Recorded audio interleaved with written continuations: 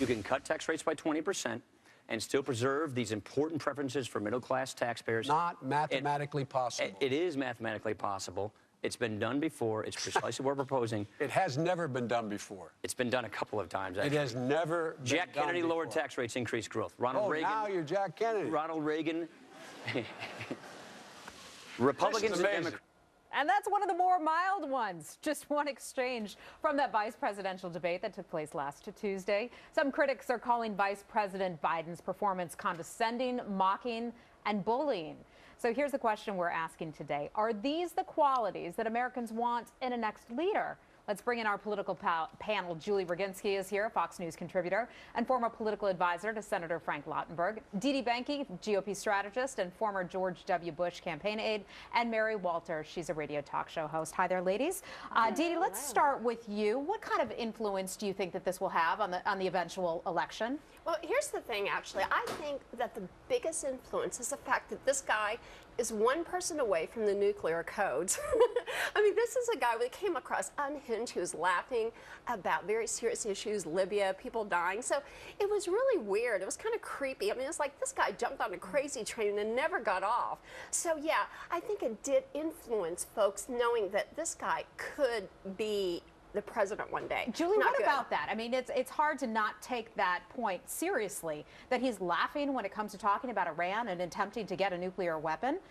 How do you not see that as a big deal? You know, I think he was laughing at Paul Ryan's contention, not so much at the issue of Iran. Look, Paul Ryan is going to be bullied by the likes of Joe Biden. He's going to be bullied by Mahmoud Ahmadinejad. He's going to be bullied by Vladimir Putin. The bottom line is this. You know, instead of saying that Joe Biden bullied him and crying like a 2-year-old that he got bullied, why don't we talk about the issues at hand? And Joe Biden, I think, on the substance, really nailed Paul Ryan on so many different issues. The fact that his numbers never added up, the fact that his rhetoric didn't match the substance of what he's tried to do in Congress. If you want to talk about Joe Biden's appearance, you want to talk about his laughter, I'd rather talk about the actual substance of the debate, and that's actually what matters to me. And I think Biden nailed him on that. Okay, but a lot of women are particularly paying attention to this because we like to have a little bit more harmony in our politics than what was exhibited last week. What kind of influence do you think that this might have? Mary, I know you talked to a lot of voters who are calling in when you're doing your radio show. You know, there were a lot of people called in with the quote from Proverbs, when a wise person debates a fool, the fool rages and laughs, and there is no peace and quiet. And I was amazed at the number of people who called in with that quote. Really? And that's interesting. I think that Joe Biden came across as very unstatesmanlike, and I do feel that he was trying to do what the left does very well, which is discredit the messenger instead of addressing the message. And I think people were on to that. Yeah. I really do. And you're right. I got more stronger feelings from the women who they did not like because they almost felt it was bullying. And I think that really strikes with women, especially if you've got kids. You're really on the lookout for bullying. Well, and I think you came across as a bully. On a political issue or on a policy issue without being nasty about it. Didi, you're nodding your head. Well, let me tell you what a lot of people didn't catch, ladies, the Women's Power panel. Did you catch that he called the moderator honey? I didn't like that. Honey, sweetie, baby, where does it stop? I'm sorry, but that was not respectful, and I didn't appreciate that as a woman. And I also didn't believe that he was Paul Ryan's friend.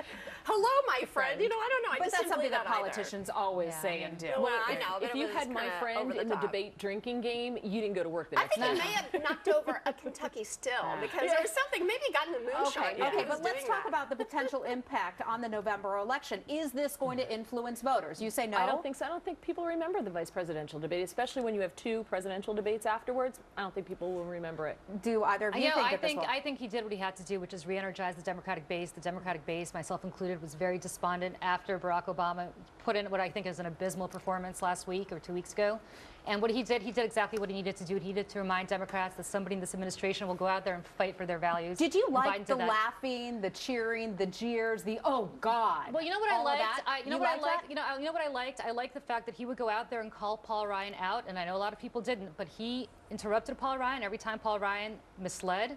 He called him out every single time Paul Ryan did that, and I like that because it's about time. Barack Obama did not do that when Romney did it. I'm glad that somebody in that administration did. He was also like, oh, can I have the 4 minutes? Where's my 4 minutes? Do I get equal time? Where's my time? Romney would say that all the time during debates. And he kept interrupting me. He was rude and laughed about things that were very serious. But is this the kind of person that we want who is potentially the next president of the United States. no, It's no, something no, more no, than no, happen no, with the president. I'd rather No. have him than somebody who whines and cries about the fact that he was bullied, because as I said before, if he Oh, got no. bullied by Joe Biden, You know, he'll get to bullied be by fair, world leaders. His I don't demeanor think that you was have strange. seen Paul Ryan whine or cry about Paul this. Ryan, you have a one lot of bit. Paul Ryan supporters. He was Oh, he got bullied. You just respectful. heard that right He now. was very supporters, not him. respectful. He was Okay, vice one at a presidential. time.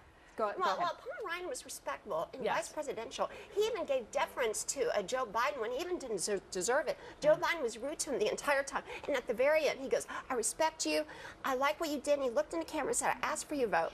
He was very respectful and he really did a I'll great give you the job. last Yeah, thought, no, Barry. and I think going back to how women, when they called in about this, they did mention the bullying, much more likely to mention bullying, but the interruptions also as well. They felt that Paul Ryan wasn't given a fair shake, and they didn't like that. Yeah, at and all. we ladies, They we did don't not like to that. be No. interrupted at all, especially by a man. that I will Thank you agree so with. much, Julie Brzezinski. We all agree on that. And Mary Walter. Thank you so much, ladies. Greg? And the women in my house were not big fans of that either. Yeah. All right, and they're only